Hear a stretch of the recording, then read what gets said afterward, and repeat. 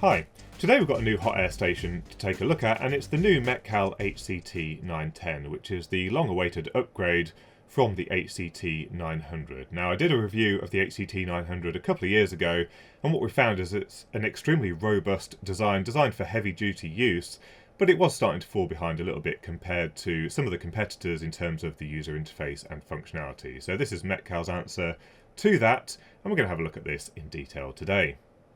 Here it is on the Metcal webpage, and we'll scroll straight down to the specifications, and what you can see is it's available in two different versions. We've got the 115 volt version and the 230 volt version. The main points being that we've got a 900 watt heater that is capable of regulating the temperature from 50 to 600 degrees C, and a blower type motor that is able to provide an airflow from 5 to 120 litres per minute. It's also a pretty lightweight machine, weighing in at 2 kilograms, and also really quite compact, 21 by 14 by 14 centimetres, so quite a bit smaller than some of the Chinese units that we've looked at recently. In terms of pricing, it's pretty much the same pricing from all retailers, so we're looking at it on the Metcal website again here, £593 in the UK and $750 if you're buying it in the US. The unit looks quite different from the original HCT-900, which just had the two analogue knobs and a power switch on the front. This one has the familiar orange paint job now that we've seen on all of the new Metcal equipment. So we saw this on the CV system as well as the GT soldering irons. And this one has a fully digital interface this time. So we've got a rotary encoder with a push button. We've got one push button here, and then we've got a graphic LCD here in blue and white, as we saw on the GT system, and then just a mains power switch at the bottom here. On the side of the unit we've got a USB port for firmware updates, and then we've got a cradle for the handpiece, and this cradle can be mounted on either side of the unit. As you can see, it's just two M3 screws, and you can actually mount it at two slightly different angles depending on what works for you. But this is a little bit of a deviation compared to some of the other hot air stations that we've looked at in the past. Most of them tend to have a desktop cradle, which means that you can keep the handpiece nice and close to wherever you're working, and then just have the main unit slightly more out the way. And the other problem that I've found with this is if you sit it on most electronics workbenches, it's generally going to be surrounded by some other items, and while the handpiece is cooling down, we're actually blowing out hot air out the back of the unit, which means you could accidentally melt something that you didn't intend to on your desktop. So it would be really nice to see an option in the future for some kind of upgrade that allows you to have a desktop cradle or something just to help with that issue, because on my workbench certainly this wouldn't work very well. It's not so bad on the shelf, but on the workbench it's surrounded by other test equipment, so it's very easy to damage something. And then on the back of the unit we've got just an IEC port and a fuse and a couple of stickers. There's some feet on the bottom of the unit. My unit is number 75, manufactured in September 22. And that's about all there is to the unit. And as you can see, it's fairly compact, a lot smaller than many of the other units. And whenever we've taken apart any of the Chinese units, they're mostly full of air. There's not actually that many components inside a hot air station, so it's quite nice to see that they've decided to just make the whole unit a bit more compact and take up a bit less space on the workbench. Now when it comes to the handpiece, this is really quite a nice design. It's very comfortable to hold, and it's also quite compact. If we compare it to the handpiece from one of the quick stations, you can see this is basically just a straight tube. It's quite chunky, but with no real ergonomics to speak of. This one has all of the mouldings in it, and as I said, it's really quite compact and comfortable. If we compare it to the older HCT-900, it's a similar size, but you can see there has been an evolution in terms of the ergonomics. Now, unlike many of the other hot air stations, this one, as I said, didn't have a cradle. So this one doesn't have a Hall effect sensor or a reed switch or anything like that to automatically heat up or cool down the handpiece. Instead, we've got a button here which illuminates red when it's heating up or blue when it's cooling down, and you actually trigger the heat up or cool down with this button or with the button on the front of the unit. So this gives a bit more control, because if you're doing intermittent hot air rework where you occasionally need to put this back in the cradle, it stops you stressing the heating element, having it cooling down and heating up all the time. And this is definitely an improvement over the power switch on the old HCT-900, so I think that works quite nicely. Now in terms of the nozzles, it only comes with one 5mm bayonet nozzle. It would have been nice to have included at least a couple with the kit. These are quite expensive. I think they're about £24 generally for each of the nozzles, so much more expensive than the Chinese nozzles, but these are very well made and really quite thick metal, and you just attach them by sliding them in and then twisting them to one side. Now I did end up buying a 10mm nozzle because I think this is a much more useful size, and I also bought the heat shrink nozzle because I think this is quite a nice addition. Basically, you put this on the end of the handpiece and it allows you to shrink a piece of heat shrink on a cable by blowing the air all the way around, so it does it all in unison all the way around the cable. Now there's no specific other nozzles other than some 45-degree nozzles for the HCT-910, so there's none of the nozzles like the TKFP type ones or the ones for BGA where there's multiple nozzles, but the nozzles from the old HCT-900 do fit on the end here, so if you have those you can mount them on there, you just need to use the screw instead, so that means this is backwards compatible with all the old style nozzles. On last week's video about the mechanic hot air station, one of my complaints about many of these hot air stations is that the tubing length is just too short to make it workable on certain workbenches. Now Metcal have put 1.2 meters of tubing on this unit, which is really quite a generous amount and gives a lot more flexibility to your work area. The only problem really is that you still have to reach over to the main unit to grab the handpiece because we don't have that desktop cradle. But it still is a lot better to work with, and also the tubing is a bit thinner than the quick and the mechanic tubing, so this means it's a lot more flexible and there's a little bit less strain when you're actually trying to use the hot air station, so that seems to work quite nicely. And as you can see, we've got really long strain relief here to prevent it splitting near the handpiece, so I think that's looking pretty good. Next we'll take a look inside the unit, but before we do that, a quick mention about our sponsor for this video, PCBWay. PCBWay offer a wide range of manufacturing services from extremely low cost prototype PCBs through to more advanced PCBs all the way up to 60 layers in a wide variety of thicknesses and PCB colours. You can also get your rigid flex assemblies manufactured here at extremely competitive prices. And as you may have seen in my recent video, you can also get some mechanical parts made either through CNC machining, laser cutting, or even parts 3D printed. So don't forget to visit PCBWay to get your project materials manufactured. And there we go.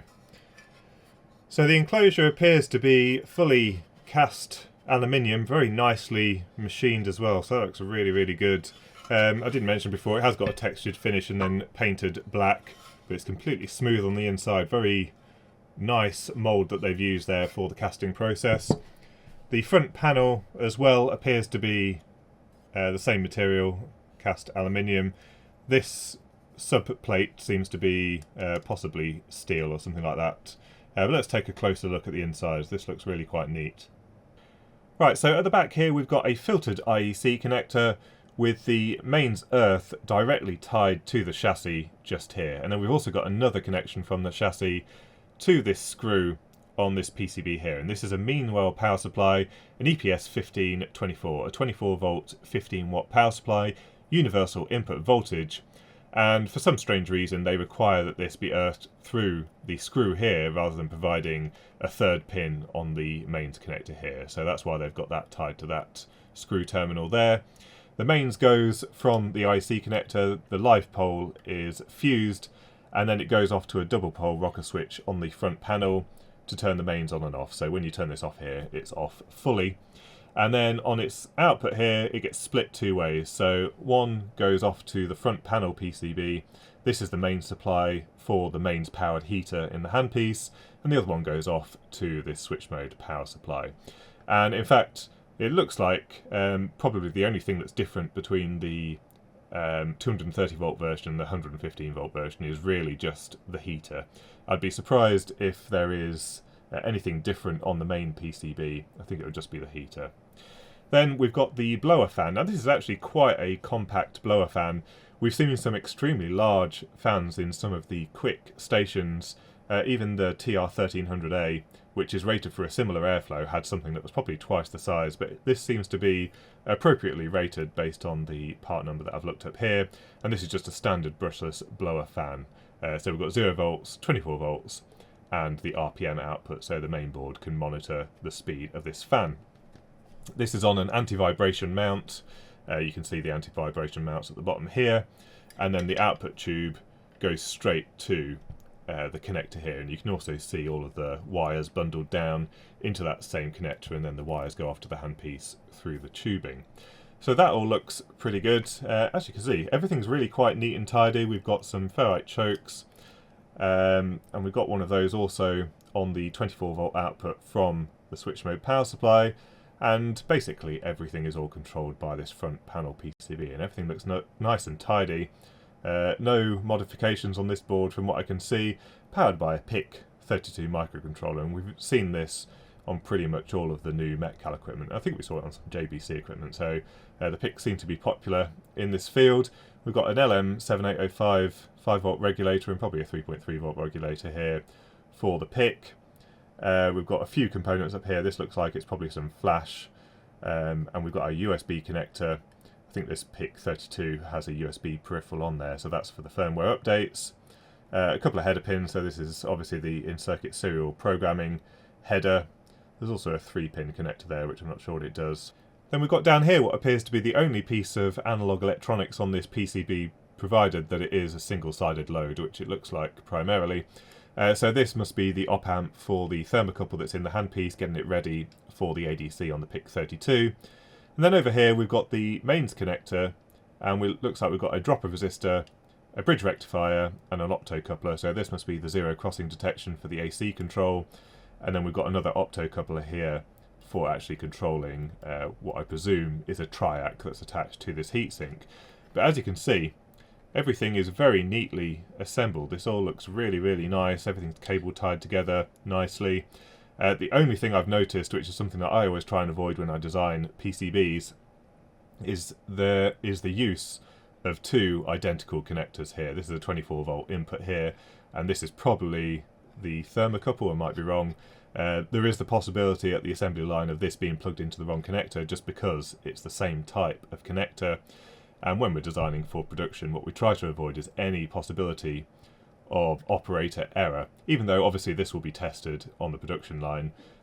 Trying to avoid those kind of errors occurring in the first place is always a good step. But everything looks really nice and tidy and pretty straightforward, really. It all looks in order. So this is a very nice looking design, and you can see this is a lot more compact than the stations that we've been looking at recently. But everything, you know, the case has been designed the correct size for the amount of stuff that's inside this unit. So I think this is pretty good overall. Yeah, all looks really tidy. Okay, so let's power up the unit and have a look at how it works. So first of all, we've got the software version 55-21, and then an illustration here to say hold down this button for 3 seconds to enter the menu. Now, a little bit of background information. I did receive this unit from Metcal for the videos, and when I first received this all the way back in September, very close to the manufacture date that's printed on the unit, I noticed the control loop behaved a little bit strangely, and this is one of the first 230 volt versions. And I think probably what happened is the unit obviously had the firmware designed in the US, and they were probably using the 115 volt version of the heater, and the 230 volt version perhaps behaves a little bit differently in terms of the PID control loop. So shortly after receiving this, it got sent back to Metcal, and they've done some work on the firmware. I've received it back now in January, and I don't remember the -21 before I sent it back, so I think yeah, this might be a 230 volt specific firmware now rather than just one generic firmware, but I may well be wrong on this, so that's just a story of how it happened. But let's have a look at the user interface, because it is quite well thought out. There's possibly a few things that I would recommend that are changed, but what we've got is we've got the temperature setting on the left hand side. So this is the target set point, but once you start heating up the handpiece, it shows you the actual temperature of the handpiece, and this is always showing the true temperature, and this is kind of how I was able to tell that something wasn't quite right before, because as we've seen on many of the other stations, many of the Chinese ones in particular, they get close to the set point and then they just say they're at the set point, and you never see this number vary, but obviously as you can see this is changing. So we can adjust the temperature in real time just by twiddling the encoder. So you can see we've set that to 255 and it's quickly shot up there, just takes a couple of seconds to recover. And if we want to change the airflow rate, we just push the encoder and then we can twiddle the knob to change the airflow rate. And it's pretty quiet, very nice sounding blower. The TR1300 from Quick had a bit of a weird sound to it. This is completely smooth. The PWM frequency is inaudible, so I think that's pretty good. So very straightforward to use, in fact, and you just press this button here to change between heating and cooling. And what you also notice there is the button changed colour when we change from cooling to heating. And we can do exactly that same function. So this button is replicated here. So if we want to start cooling it down, we push the red button and it goes into cooling mode. And if we want to start heating it back up again, we press the button once more, it goes red, and then it will start heating. A little bit of overshoot on the heater there, but then what you also may have noticed on the microphone, the blower tries to compensate and cool it down a bit quicker by increasing the speed temporarily. So a bit like the mechanic hot air station, it uses a combination of the blower and the heater to try and regulate the temperature until it's at a stable set point. So when we want to cool the device down, we push the button, and you'll notice there is a countdown timer here. At the moment it's set to 90 seconds, but this is how long it will run the blower for to cool down the handpiece. Now this is just my opinion, but I would much rather have a set point temperature than a timer, because the amount of time to cool down the heating element is variable depending on a whole load of factors. For example, what nozzle you've got on there. If you've got a restrictive nozzle like the 5mm one that's on there at the moment, it's obviously going to take a lot longer to cool down the heating element because you can't actually push as much air through the handpiece. And you'll notice the airflow rate is set in terms of percent, not in terms of litres per minute. So they're not trying to regulate the flow rate, this is just a fan speed. It's also variable depending on the temperature that you happen to be using. You could be running this at its maximum 600 degrees C, or you could be running it somewhere down at 100 degrees C if it lets you go that low, which might mean that you'll definitely cool it down all the way down to room temperature at low temperatures, but you might only get to 300 degrees C at the very high temperatures. So yeah, just my opinion, I'd much rather see a set point temperature than a timer here. So we'll just let this finish off cooling. And then it goes into the ready mode and the LED on the handpiece turns on. So as we saw there, very straightforward user interface in the general case, just temperature and flow rate. And we can change these even while it's in standby, which bizarrely is something that is locked out of many hot air stations and soldering irons, I don't know why. So let's have a look at the menus. So we hold down the button for 3 seconds and we can go into the user menu, very similar to that on the GT system. First of all, go to settings. And this is where we've got our presets. So the first one is a limited temperature, range and flow rate.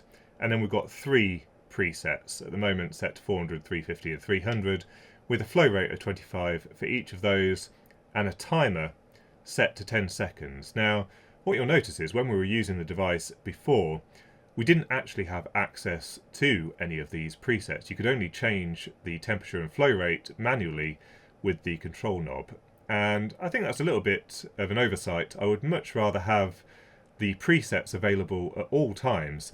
The idea behind this is that when you set it up with a pin, for example for factory work, the operator only has access to the specific presets, kind of as a lockdown version. But I would like to see the presets available for the general user as well, because this is a much easier and quicker way to change the settings than having to twiddle the knob for temperature and flow rate. As easy as that is, you know, I'd much rather have the presets and the full control rather than just one or the other. But once you've set the settings, then you just click accept, and we can go back to the main menu. In the system menu, we've got the language setting, and we've got a whole bunch of languages in here. Then we've got the admin password, so this locks the system down and just prevents the user from changing all the settings, and then they can access those presets. Then we've got the brightness of the display. At the moment it's set to 100%, and then there's another one here, so I'm not quite sure why it's called B and C, but this is the brightness under normal circumstances, and then it goes down to 40% when it goes into kind of its sleep mode. Then we've got the cooling time, as we mentioned before. At the moment it's set to 90 seconds.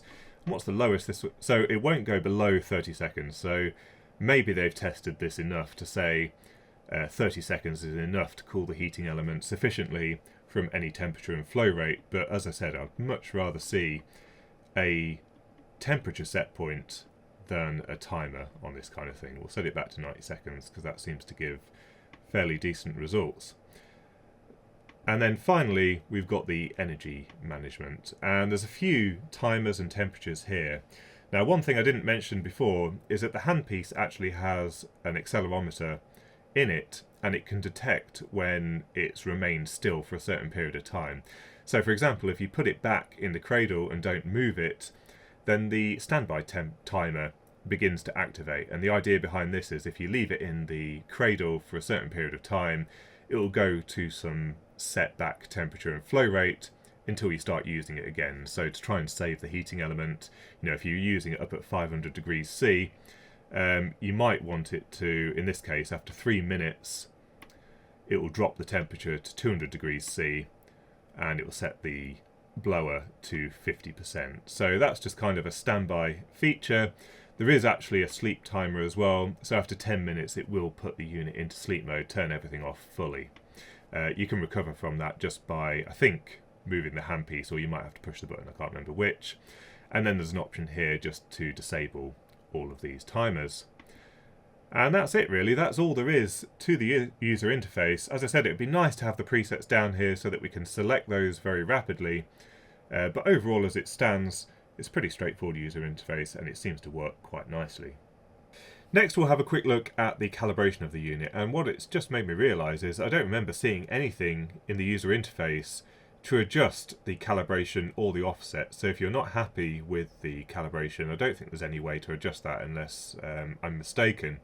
And as I've also mentioned before, the calibration is entirely dependent on how the manufacturer decides to do that calibration. Some of them will measure the temperature at the nozzle, some a certain distance away, and some of them use a box where they place the entire output of the nozzle and then they measure the general temperature in that box of the air that's coming out. So at the moment this is just poked into the 5mm nozzle, and we'll see how close it is to the set point. And what you just saw there is the display going to standby mode. It's gone into that lower brightness mode.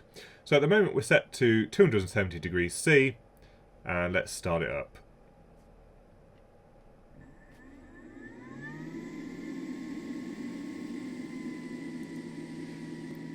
We're just seeing it settle around now, so it looks like we're about 10 or 15 degrees out, which is pretty good for just poking it in the end of the nozzle. Let's see if this stays consistent if we change the flow rate. And it's just very slightly higher than what we saw before. Increase it further. And again, just very slightly higher, but generally speaking, that's pretty good. Let's take it back to 50% flow rate, where we saw about 12 degrees difference, and we'll increase the temperature. So now we're at 365. It does overshoot very slightly, and we're just seeing a bit of undershoot again, and we'll probably see that rise. And in this case we're pretty much spot on. Let's once again increase the temperature, 410, and we've just dropped a little bit low there. And again, just slightly under. Let's just quickly increase the flow rate. And certainly the 900 watt heater is capable of heating the air to that temperature at that high airflow rate. So overall, a fairly decent result there from the calibration test, considering I'm just poking it in the end of the nozzle. Obviously, they're reading the temperature buried within probably the heating element or something like that, so we're measuring the core temperature of the heating element. So we are going to see something quite different at the tip of the hot air station, but it all seems to be working quite nicely. So let's give it a test, removing a couple of components.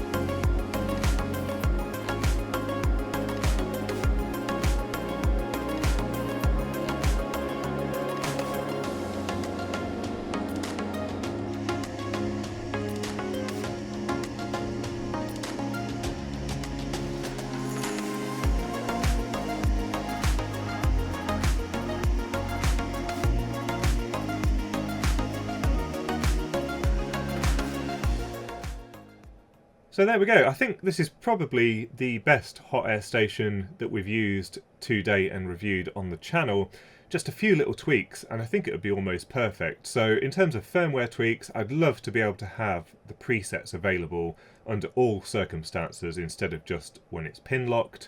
And then also, as I mentioned, it'd be really nice to be able to set a cool down temperature instead of a cool down timer, so we can consistently make sure we're cooling the element down to 60 or 70 degrees or something like that, consistently making sure that we're looking after the heating element to the best abilities that we can.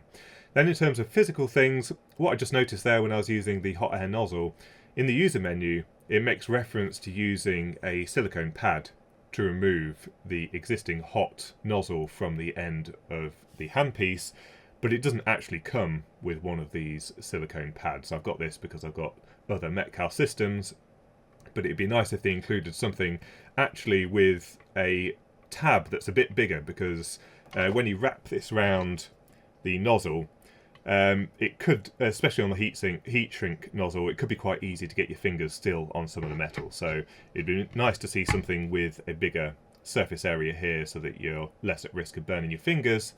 But also, because we don't have a desktop stand, we don't actually have anywhere where we can store the spare nozzles as well, especially when they're hot. So I would really like to see the option for an upgrade where we've got a desktop stand. That means we can mount this slightly more out of the way and just have the handpiece to hand at all times where we're doing our actual work. And I think if we manage to do that, this would be pretty much perfect. Now, in terms of price, it is a little bit on the pricey side. So certainly for hobbyists, you'd really want to think about whether your investment is worth it, but it is a solidly built machine, completely made from metal, as we saw, really nicely built.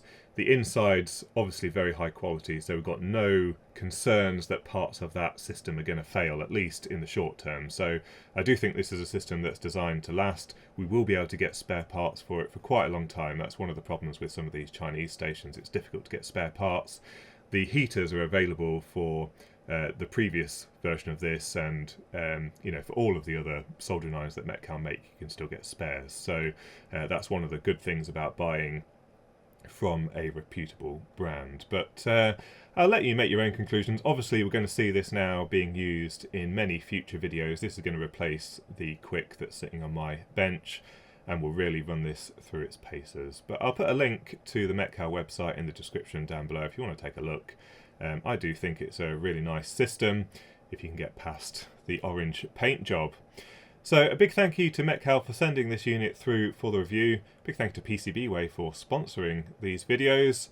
If you've got any thoughts or comments on the unit or something that I've missed, don't forget to leave them in the comments section down below. And until next time, thanks for watching.